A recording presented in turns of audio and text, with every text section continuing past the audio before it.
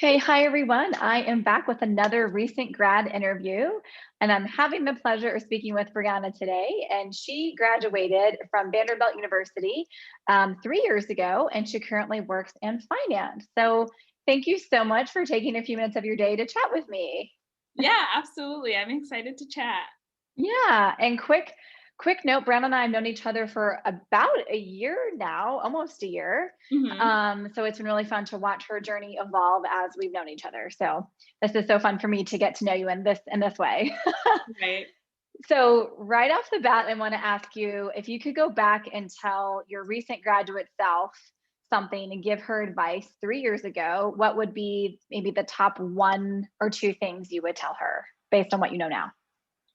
I think based on what I know now, I would tell myself or 3 years ago, Brianna, which feels like a very different person from now, that it's okay to kind of explore different areas.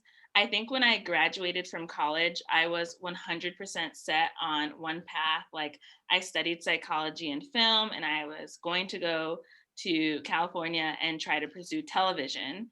And I am I feel totally like in a totally different field than I ever thought I would be in. I don't know how I went from film to finance, and somehow within those 3 years since college, like, I've explored a lot and I've kind of learned a lot about the world, and there's a lot out there that I wanna do, so I would encourage myself just to be a little less scared of the possibilities. I love that. And you just mentioned, obviously, not obviously, you mentioned that, your degree was in film and now you're working in finance and that you've explored interests. I know financial literacy and bringing that information to people is super important to you. So I love that. It sounds like you've explored that interest personally, which now aligned and matched to what you're doing professionally. Is that correct then? Yeah, I think that's Yeah. it. Like, I found I started getting really interested in finance and like learning about it for myself. And I realized a lot of people didn't know about it. So it got me really on fire to try to talk to others about it. And then I was like, wait, maybe this is something that I should explore and pursue. And it worked out. So it is so wild for me to think about being like interested in film or even interested in psychology, and like I was definitely a planner and I had my path planned out, and to just be okay with letting things change was really scary, but it's worked out well. Good. So I was going to ask you maybe what's one thing that you have done for yourself, because I do get this question a lot from recent grads and young professionals. What's one strategy or tactic that you use to help you to give yourself that permission and trust yourself that it was okay to explore and pursue something that was outside of your degree? Yeah, that's a good question. I think it's still something that I go back to and I get nervous about. Like, even though I'm working in a job in finance right now, I'm still like, did I make the right decision? Did I do it correctly? And I Sure. think just being able to check in with myself, like, because when I started talking about finance, I just started writing about it and I just started like doing that just for me. And I think Yeah. being able to do something just for me and not think about other people's expectations or what other people were thinking about it really allowed me to see what it meant to me. And I think that helped me be able to kind of go off the path that I had initially planned for myself. I love that. And, I'm a huge proponent of that and gaining clarity and Uh-huh. matching and aligning that with your passions, with your skills and your strengths and available opportunity. And you've done just that. So, for those of you who are watching this or watching the replay, hearing Brianna say, it's a work in progress, right? She hasn't perfected the tactic of knowing for sure this is the path, but she knows that she's excited about it. She's doing well at it and she's testing it out. And so telling yourself it's okay to explore, love that, because, I'm also a former psych major and don't Mhm. use my degree. Well, I use my degree actually every day in coaching. So, but did not think that would happen because I did not pursue psychology as a profession. So, Right. love that. So you're working in finance now. I'm curious then, how did you actually make that change? Because I know you started off in education actually, and now you're working in finance. So how did you land this new job in finance? Yeah, I think that first it was kind of starting to, like I mentioned before, I did start writing about finance and kind of just like learning what was out there. I did work with you, as you know, She did. just um, And I think that just kind of helped me. I don't know. I think that sometimes, like for me, accountability is good, and just having someone be able to push me, or like being able to talk to my friends and talk through decisions. So I think that being able to have like that accountability, and like you said, thinking through what I wanted and trying to get some sort of clarity helped me to position myself better for finance roles. Because I know when I was applying for jobs outside of college, I kind of was Mhm. casting a wide net because I just really wanted to get a job. And I think having a sense of clarity kind of helps me and helps other people just like narrow what you want down and make yourself stand out a little bit more and be more specific about what you want.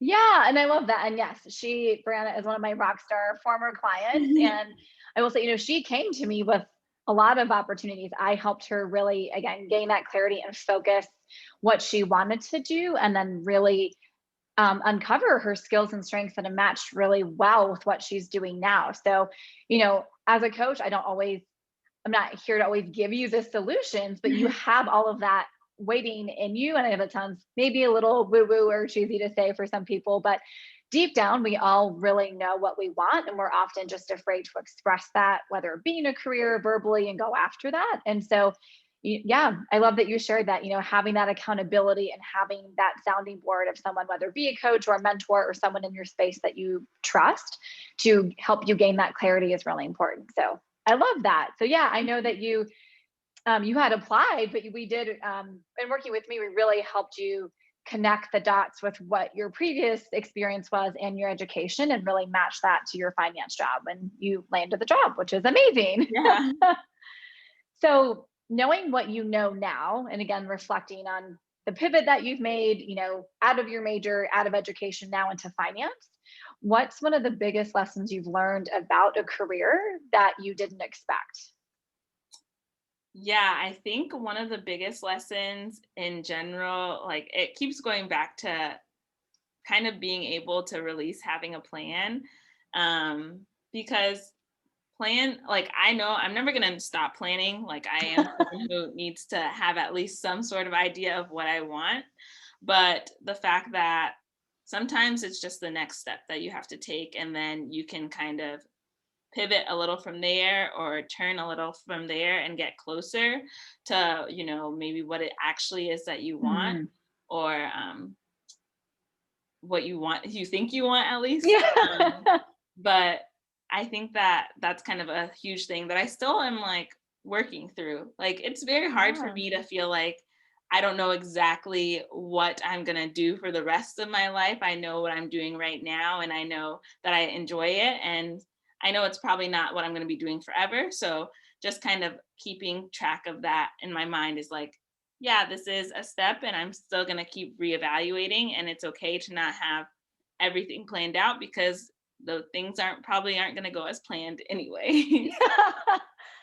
Love that. And that's a huge lesson that I think so many recent grads learn on the job or through the process of looking for a job. And it feels sometimes like a defeat Mm-hmm. because like you mentioned earlier too, those expectations and those shoulds of I should have been doing this thing or I should have been pursuing that job weighs on us. And then what we don't realize, what you said so beautifully, and I'm having like a proud coach moment over here, is really, the practice of accepting that you can have the plan, but giving yourself permission to be flexible with the plan, and knowing that there's going to be things that come in and out of your reality as you navigate your career that are going to change your priorities and change your mind, and really shift where you're going to go with your career. So I love that you're finding ways to sort through that, and you're navigating it and you're doing it well. So that's really awesome.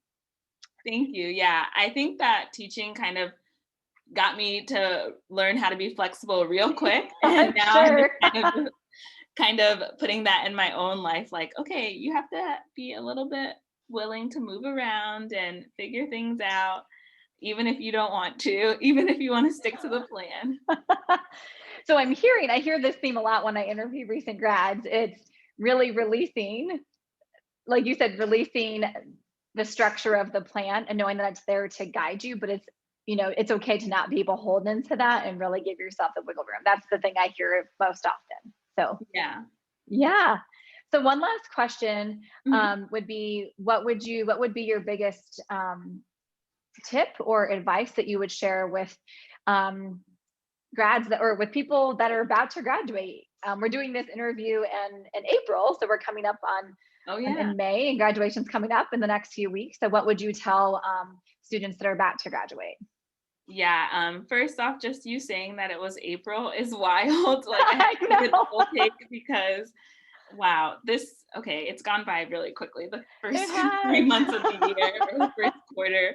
I think that one tip that I would give is just being in contact with people. I think that I learned, I know people talk about networking all the time, and it is scary, but I think just thinking of it as conversations with people and being willing to like have those conversations with people, even people like that you've graduated with, because there's a lot out there that I think that I didn't know, like Mm. how many jobs were out there and what people actually did for their work. Like we hear like doctor, lawyer. At my school there was a lot of Yeah. consultants, so those were like the job titles that I heard a lot, but there are so many things that people are doing, and I think that you don't know about them until you start talking to people.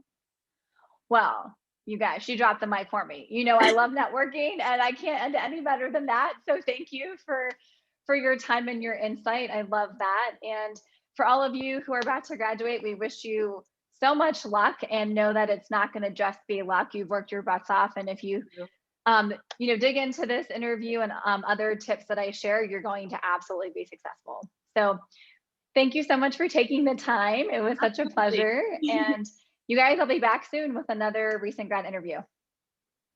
Thank you. Thank you.